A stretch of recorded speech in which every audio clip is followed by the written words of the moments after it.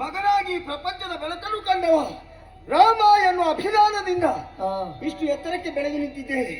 ಅವರಿಗೆ 5 ಮಂದಿ ಮಕ್ಕಳು, ಅದರಲ್ಲಿ ಕಿರಿಯವನಾದ ನನ್ನ ಭವಿಷ್ಯತ್ತಿನ ಬಗ್ಗೆ ಅಪಾರವಾದ ಕಲ್ಪನೆಯನ್ನು ನನ್ನ ಅಪ್ಪ ಇರಿಸಿಕೊಂಡವರು.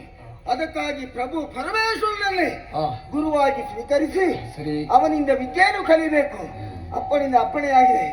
ಆಶ್ರಮವನ್ನು ತೊರೆದು ನೇರವಾಗಿ ಕೈಲಾಸ ಲೋಕಕ್ಕೆ